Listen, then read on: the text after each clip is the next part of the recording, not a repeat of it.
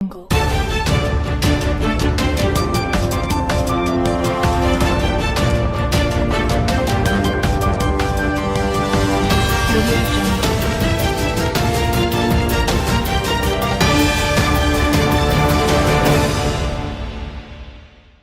देश विदेश में आज फिर से एक नई चर्चा होगी बांग्लादेश में हिंदुओं के खिलाफ हो रहे अत्याचार की हिंसा की। इसका जिम्मेदार कौन है? इसका जिम्मेदार यूनिट सरकार है, भारत की फेल विदेश नीति है, या बांग्लादेश की नेशनलिस्ट पार्टी जिसको बीएनपी बोलते हैं, तो बेगम खालिदा की पार्टी है, वो जिम्मेदार है, या अवामी लीग के नेता जिन्हें भारत में शरण दी गई है वो जिम्मेदार है? इसके जिम्मेदार क्या आम जनता भी है? क्या वहां के कट्टरपंथी लोग भी हैं, या पाकिस्तान की आईएसआई भी जिम्मेदार है? जो अन्याय, जो हिंसा हिंदुओं के प्रति हो रही है, दीपू चौहान की जिस तरह लटका करके मारा और जिंदा जलाया गया, अत्यंत बीभत्स एवं निंदनीय है। कोई सांस नहीं ले रहा है। क्या भारत की विदेश नीति इस कदर फेल है कि अपने अल्पसंख्यकों की रक्षा नहीं कर सकती जो बांग्लादेश में है? क्या जो है अपने देश के अल्पसंख्यकों की रक्षा कर पा रहे हैं हम सही से, या अपने हमारे देश के नागरिक जो हिंदू हैं, जो दूसरे देशों में अल्पसंख्यक हैं, उनकी भी चिंता नहीं कर पा रहे हैं? यानी सभी मोर्चों पर हम कुछ भी कर नहीं पा रहे। क्या 1971 का भूल गए हम? पाकिस्तान, पूर्वी पाकिस्तान, बांग्लादेश, जिसके दो टुकड़े किए, भारत जिसका जन्मदाता है, जिसको जन्म दिया है भारत ने, वो आंखें दिखा रहा है। ऐसी कौन सी नीति पर हम लोग चल रहे हैं? या बढ़ता कट्टरपंथ जो पूरी दुनिया को अपने आगोश में ले रहा है, वो एक बहुत बड़ा कारण है। तो सबसे बड़ी बात यह है, जिसको हमने जन्म दिया वो आज हमें आके क्यों तरेड़ रहा है?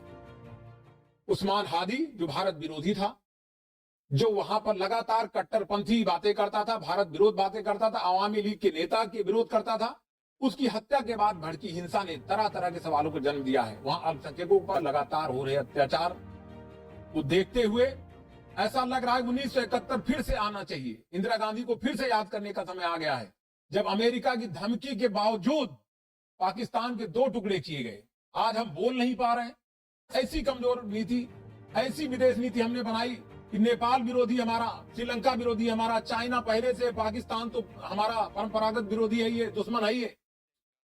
तो क्या हम इन छोटे छोटे देशों जिनको हमने जन्म दिया उनको भी हम कंट्रोल नहीं कर पा रहे हैं, या अपने साथ रख नहीं पा रहे हैं? या जिन नेता को वहां पर भगाया गया, अवामी लीग के नेता शेख हसीना को भगाया गया, क्या उनको असाइलम देना, उनको शरण देना गलत था? अगर शरण देना भी था तो क्या कुछ समय के लिए देना था? उसके बाद उनको बोल देना चाहिए था कि हम चूंकि आंतरिक मामलों में हस्तक्षेप नहीं करते, तो उनको बोल देना चाहिए था आप कहीं और शरण लीजिए, हम अपने पड़ोसी देश के साथ संबंधों को खराब नहीं करना चाहते।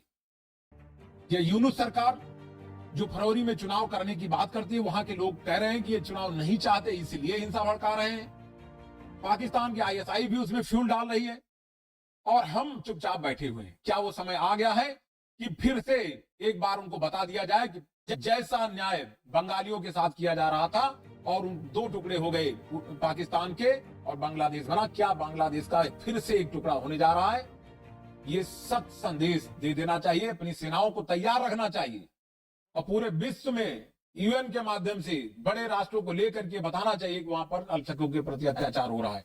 और सामने वाले यानी बांग्लादेश जैसे छोटे देश जो हमें आंखें दिखा रहे हैं, उनको तोड़ मरोड़ देना चाहिए, उनको फिर से टुकड़े करने का समय आ गया, सेनाओं को तैयार रखने का समय आ गया है। अभी वहां नेतागिरी का माहौल चल रहा है। बेगम खालिदा जिया जो बीमार चल रही, उनके पुत्र अभी वहां से लौटे हैं, इंग्लैंड से लौटे हैं, जहां उन्होंने शरण ले रखी थी। वहीं पर शेख हसीना को भी चले जाना। हम क्यों किसी को पाले? हम किसी के मामलों, आंतरिक मामलों में दुश्मनी का शिकार क्यों बने? वहां के लोग ये सोचें कि जो हमारे देश विरोधी है वो जाके भारत में शरण लेता है, उनको कट्टरपंथियों को मौका मिल जाता है भड़काने के लिए कि देखिए भारत हमारे विरोधियों को शरण दे रहा, भारत ही भड़का रहा है हिंसा। ऐसा मौका हमें देना भी नहीं चाहिए, और साथ साथ बांग्लादेश को संदेश भी दे देना चाहिए कि 1971 दोहराया जा सकता है, जिससे हिंसा रुक सके। इस पर तत्काल कार्रवाई करने का समय आ गया है। आप सभी से फिर इस मुद्दे पर चर्चा होगी। आप सभी लोगों को जरूर वीडियो अच्छा लगा होगा। देश विदेश को शेयर कीजिए, सब्सक्राइब कीजिए। धन्यवाद।